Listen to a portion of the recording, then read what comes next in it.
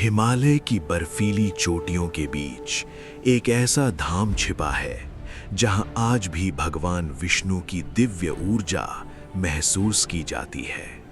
जहां माता लक्ष्मी ने स्वयं वृक्ष बनकर अपने प्रभु की रक्षा की। जहां बर्फ के बीच एक ऐसा कुंड है जिसका जल कभी ठंडा नहीं होता। जहां नारद जी ने भक्ति का सबसे बड़ा रहस्य जाना और जहां के दर्शन को मोक्ष का द्वार कहा जाता है। लेकिन बद्रीनाथ धाम से जुड़ा एक ऐसा रहस्य भी है जिसे आज तक बहुत कम लोग जानते हैं। कहा जाता है जब 6 महीने तक मंदिर के कपाट बंद रहते हैं तब भी वहां पूजा होती है। लेकिन कौन करता है वो पूजा?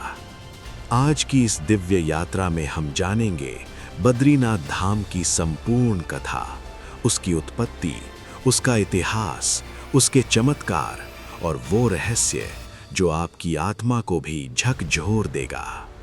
तो वीडियो अंत तक जरूर देखिए, क्योंकि अंत में हम बताएंगे बद्रीनाथ का वो रहस्य जो शायद आपने आज तक कभी नहीं सुना होगा।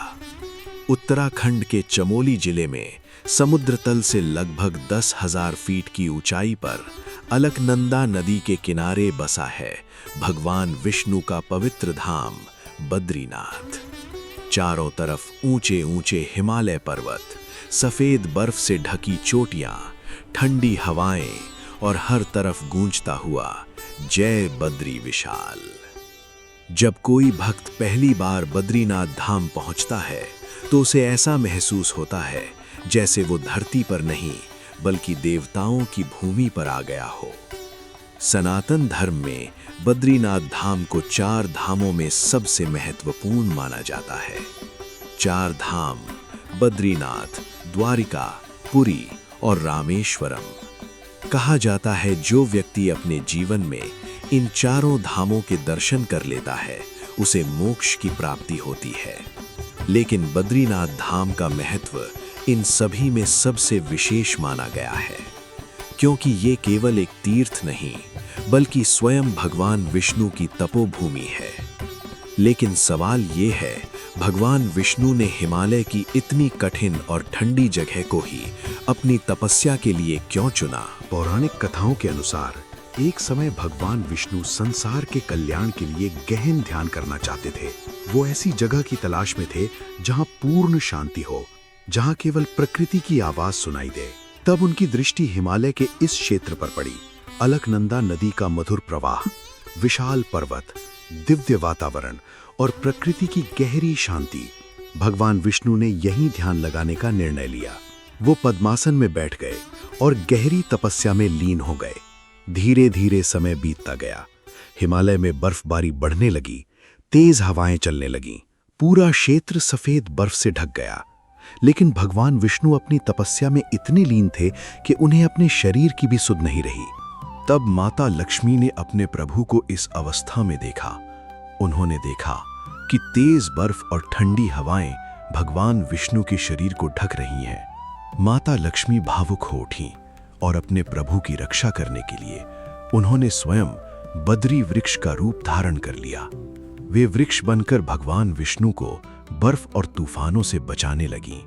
हजारों वर्षों तक भगवान विष्णु उस वृक्ष के नीचे तपस्या करते रहे और इसी कारण इस स्थान का नाम पड़ा बद्री के नाथ, यानी बद्रीनाथ।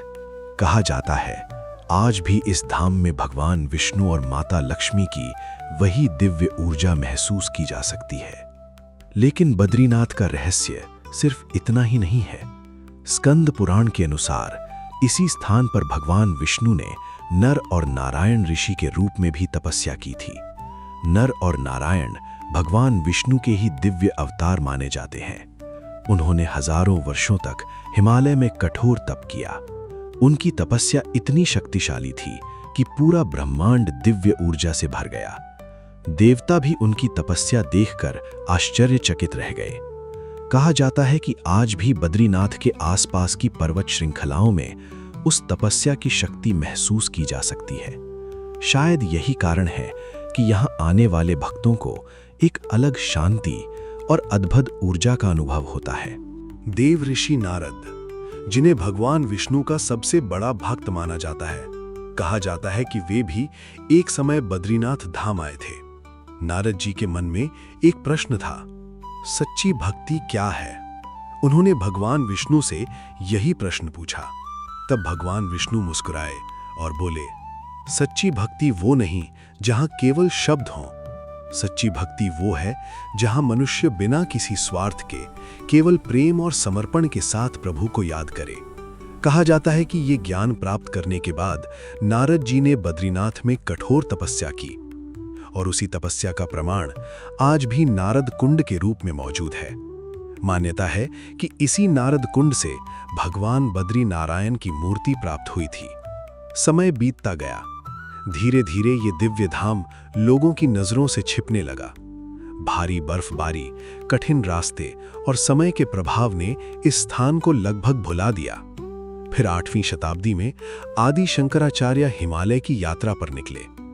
आदि शंकराचार्य केवल एक संत नहीं थे, वे सनातन धर्म को पुनर्जीवित करने वाले महान आचार्य थे।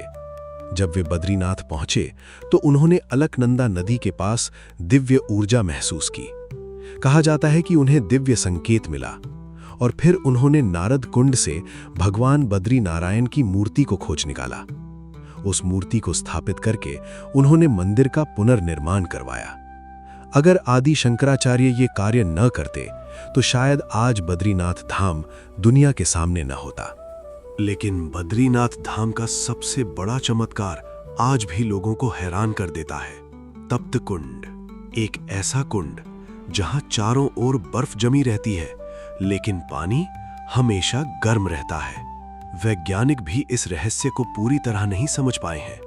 कुछ लोग इसे जियोथर्मल एनर्जी बताते हैं, लेकिन भक्त इसे भगवान विष्णु की दिव्य कृपा मानते हैं। मान्यता है कि इस कुंड में स्नान किए बिना बद्रीनाथ के दर्शन अधूरे माने जाते हैं। हर साल लाखों श्रद्धालु इस पवित्र जल में स्नान करके मंदिर में प्रवेश करते हैं। हर साल सर्दियों में जब भारी बर्फबारी शुरू होती है तब बद्रीनाथ मंदिर के कपाट बंद कर दिए जाते हैं। पूरा क्षेत्र बर्फ से ढक जाता है।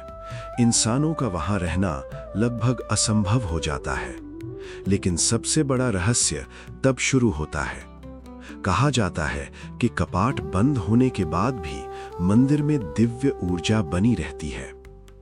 कई भक्तों का विश्वास है कि सर्दियों में देवता स्वयं यहां पूजा करने आते हैं और जब 6 महीने बाद कपाट खोले जाते हैं तो मंदिर के अंदर दीपक चला हुआ मिलता है, सुगंध फैली होती है और वातावरण पूरी तरह बदला हुआ महसूस होता है।